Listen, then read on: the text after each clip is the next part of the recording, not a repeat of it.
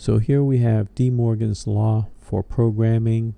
The syntax is Java, and students can often understand the distribution of the not sign, but what implications does that have for programming, and what else does that tell me? So here we go. We can summarize DeMorgan's from the EIMax is our source. Right, a little credit here to EIMax. Very easy to Google them. Fantastic courses. And so we've summarized DeMorgan's as the distributive property, right? Two different ways, right? And you say, well, why those two different ways? The reason being, we can get away with just these two logic statements is because from these two we can derive everything else, I would say, in under 60 seconds. So let's take this first one, right? Not A and B equals not A or not B. Okay, we know these two are equivalent. So what if I took this first and, this not and, copied and pasted it? I would know that, well, we know from just from looking at it that statement does not equal A and B. Take away, the not sign. I mean, from simple inspection, anyone can see that is true. So if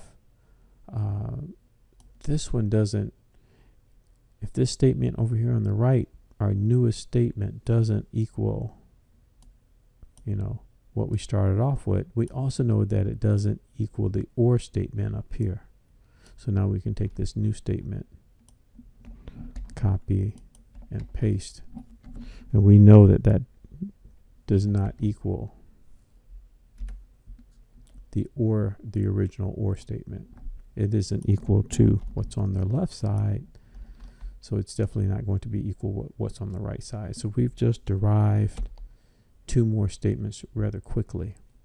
Let's deal over here with this side. Not A, or not B. Let's change the middle to and. We know that those, so let's copy this first. Copy, paste. All right, we know from simple eye inspection that this statement does not equal, say for instance, with the and in the middle, right? Simple inspection, those two are not work. So because this one over here on the right does not equal that or statement, then we also know, copy, paste, that this does not equal our original and statement.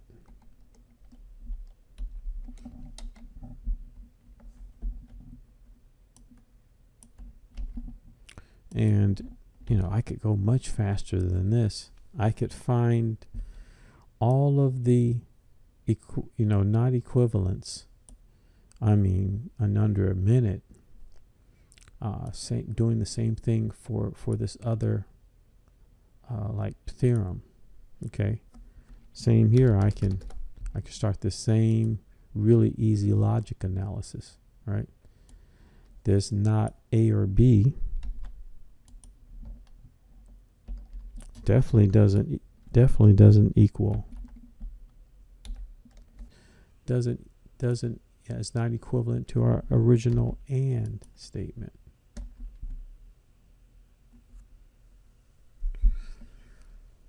So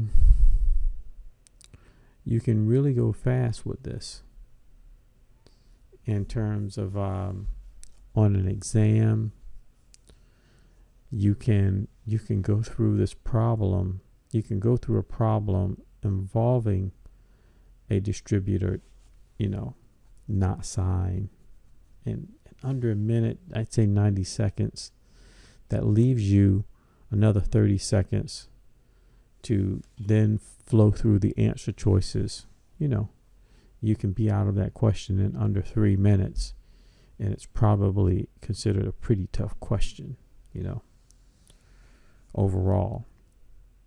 Another thing this does is helps you to evaluate when comparing code. So you might want to make sure that when you're reviewing someone else's code, right, you're not telling them that their logic is wrong when their logic is right, just because they think of things differently. You have some basic rules here to figure out what's equivalent and what's not equivalent rather quickly if they've expressed a Boolean statement in a different way of thinking than yours, right? You have some tools, you have a toolbox here to run down through some equivalencies and some non-equivalencies. And under, a couple minutes, if you're concentrating, and then, you're understanding other people's code and the way they think, it begins to expand your logic thinking.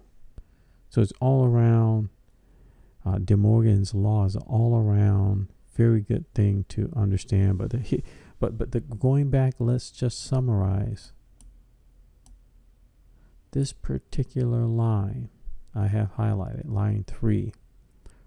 Just from knowing how to distribute opens up a wide variety of other logic statements that you can quickly figure out. And the same with this other summary statement, being able to distribute this not sign as well opens up even a larger set, a larger set of statements that you can quickly derive, and you can there will be some overlap. You'll start to see stuff in the in the bottom that's up top, and and stuff that's up top and down bottom, and there's some overlap here. It's just a great little way of I call it a trick, because imagine you actually running the logic through your head. You could literally end up swimming in logic, right?